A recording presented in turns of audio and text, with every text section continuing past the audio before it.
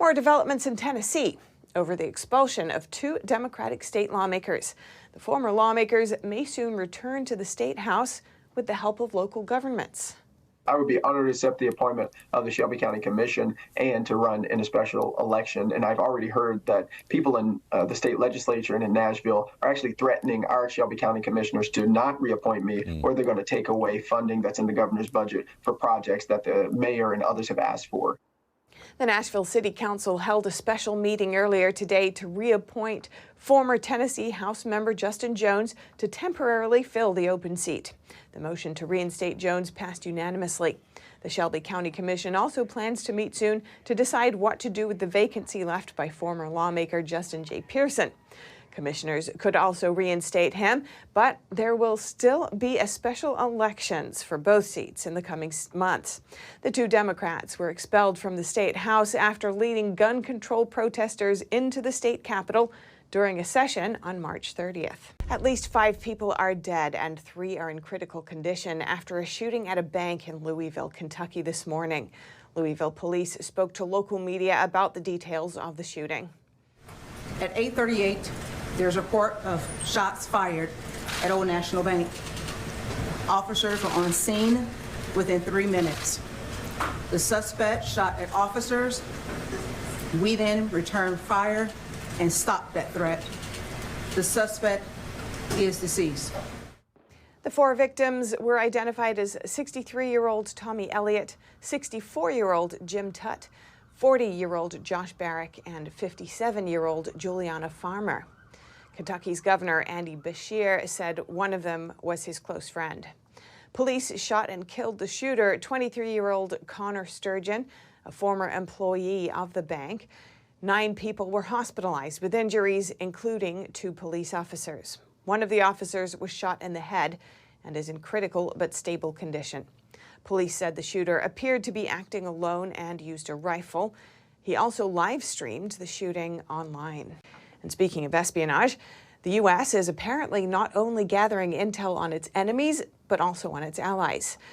NTD's Jason Perry takes a closer look at the latest leak of classified documents, which appear to be from the Pentagon. The United States may have a lot of explaining to do after over 50 alleged classified documents were leaked online.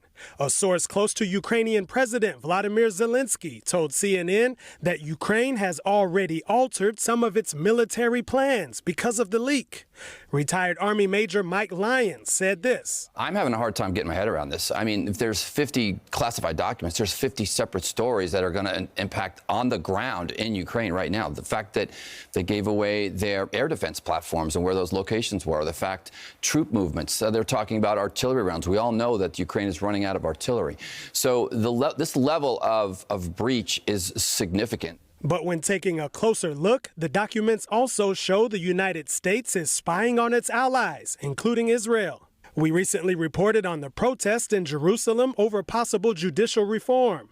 Well, the alleged classified documents indicate that Israel's main intelligence agency, the Mossad, which is similar to the CIA, encouraged those protests. The Mossad later released a statement saying, "The Mossad and its senior officials did not and do not encourage agency personnel to join the demonstrations against the government, political demonstrations, or any political activity." And another alleged secret document shows the detailed conversation between 2 leaders of allied country South Korea. They were discussing how to supply weapons to Ukraine because it would go against South Korea's policy of not supplying lethal aid to countries at war. And according to the document, one of the South Korean officials said they could get around the policy by first selling the weapons to Poland. A South Korean lawmaker later responded to the leak. We strongly regret that the top U.S. intelligence agency had been illegally spying on allies like our country. We strongly demand a thorough investigation and urge that similar incidents do not occur. And the deputy spokesperson for the U.S. Department of State, Vedant Patel, says they are speaking with those who were affected by the leak. These engagements are ongoing. They're happening across the interagency. They're happening at the highest levels, and we're doing so with our allies. The U.S. Department of Defense has referred the leak to the Department of Justice for a criminal investigation. Jason Perry, NTD News. Escalating tensions in the Middle East. The Israeli military said they attacked targets in Syria. This after rockets were launched from Syria toward Israel. A Palestinian militant group loyal to the Syrian government claimed responsibility for the 6 rockets fired from Syria. One of the rockets landed in the Golan Heights, but no casualties were reported. This was a rare attack from Israel's northern neighbor. The Israeli Air Force said they used fighter jets and a drone to target the rocket launchers and Syrian army sites early Sunday. And Syria said the strikes caused damage to their facilities. Tensions have been escalating between Israel and its neighbors in recent days. Palestinian terrorist groups have fired rockets at Israel from Lebanon and the Gaza Strip, causing Israel to respond with further airstrikes. And next to sports news. Here's NTD's Dave Martin with today's top stories. Thank you, Steph. Last week, the Supreme Court denied an emergency request to prevent people, children, born as male who identify as females from competing in girls' school sports in the state of West Virginia. 2 years ago, the state passed the Save Women's Sports Act, but last year, the American Civil Liberties Union sued the state on behalf of 12-year-old Becky Pepper Jackson, a biological male, who wants to compete on the girls' cross-country team. Until the court comes to a decision, though, the law has been suspended. We were very disappointed that the Supreme Court chose not to lift the injunction that the Fourth Circuit had placed on West Virginia's valid women's sports law. Christiana Kiefer is senior counsel for the legal group Alliance Defending Freedom, which helped back the Safe Women's Sports Act. She says the state originally passed the law because they simply didn't want to see men coming in and dominating women's sports competitions.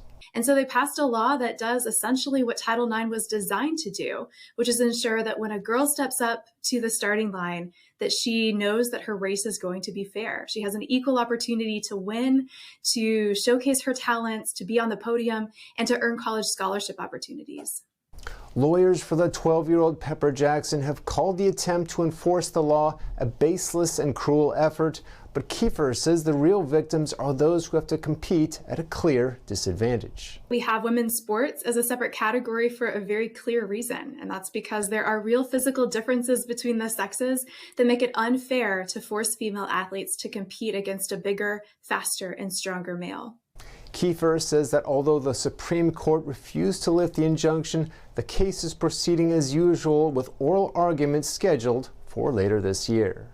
And for your sports viewing schedule tonight, no NBA games, but 13 baseball games are on, and that includes a matchup of aces in New York as the Mets start 3-time Cy Young winner Max Scherzer opposite San Diego's 2-time runner-up Yu Darvish. And finally, for you hockey fans, another big night in the NHL. 10 games on, featuring the surging Florida Panthers, who've won now 6 in a row and are battling the Rangers and Penguins for the final 2 playoff spots in the East. They host the Toronto Maple Leafs.